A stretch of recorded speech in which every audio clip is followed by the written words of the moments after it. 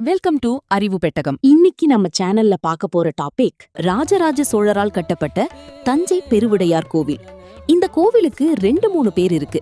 அதாவது ராஜராஜ சோழன் கட்டியிருந்ததுனால இத ராஜராஜ பெருவுடையார் கோவில் அப்படின்னும், சமஸ்கிருதத்துல இத பிரகதீஸ்வரர் ஆலயம் அப்படின்னும், உண்மையான தமிழ் பெயரா இத தஞ்சை பெருவுடையார் கோவில் அப்படின்னு சொல்றாங்க. இந்த கோவில் சரியா 10ஆம் நூற்றாண்டுல, அதாவது 1003 to 1019 காலகட்டத்துல ஆரம்பிச்சு 1100ஆம் ஆண்டுல இந்த கோவிலை கட்டி முடிக்கிறாங்க. மேலும் இந்த கோவில் 2010ஆம் ஆண்டோட 1000 ஆண்டுகளை நிறைவு செஞ்சிருக்கு. இந்த கோவிலுடைய சிறப்பு பத்தி சொல்லணும் அப்படின்னா சொல்லிக்கிட்டே போலாம். ஏன்னா அந்த அளவுக்கு சிறப்பு வாய்ந்த ஒரு கோவிலா இந்த தஞ்சை பெருவுடையார் கோவில் அமைஞ்சிருக்கு. இந்த கோவிலுடைய ஹைட் அப்படின்னு பாத்தீங்க அப்படின்னா 216 அடி, அதாவது 66 மீட்டர் உயரம். இந்த 216 அடியை எதோட ஒப்பிடுறாங்க அப்படின்னா, நம்ம தமிழ்ல இருக்கிற உயிரெழுத்தும் மெய்யெழுத்தும் சேர்ந்தா மொத்தமா 216 எழுத்துக்கள் வரும்.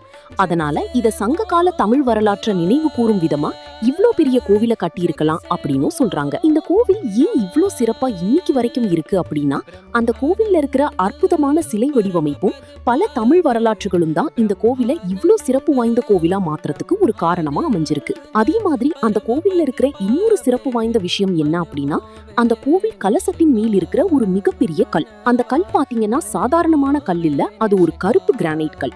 அதுவும் அந்த கல்லோட வெயிட்னு பாத்தீங்க அப்படின்னா 80 டன்னுக்கு மேல இருக்கலாம் அப்படின்னு சொல்றாங்க. இதுல என்ன ஒரு ஆச்சரியம் அப்படின்னா, 1000 வருஷத்துக்கு முன்னாடி எந்த ஒரு டெக்னாலஜிஸும் எதுவுமே இல்லாத காலகட்டங்கள்ல எப்படி இவ்வளவு வெயிட்டான கல்ல அவ்வளவு உயரத்துல கொண்டு போய் வச்சாங்க அப்படிங்கிறது எல்லோரையும் மிகப்படு செய்யுது. அது மட்டும் இல்லாம இந்த கோவில்ல பல சிற்பங்கள், அப்புறம் பேர் தெரியாத யானைகள், அப்புறம் இந்த கோவிலுக்கு ஹெல்ப் பண்ணவங்களுடைய பெயர், அப்புறம் இந்த கோவில் ஆங்கிலேயர்களுடைய முகம், அப்புறம் சீனர்களின் முகம், இந்த மாதிரி ஒரு பல்வேறுபட்ட வரலாற்று சான்றுதல்களை இந்த கோவில் உள்ள வச்சிருக்கு.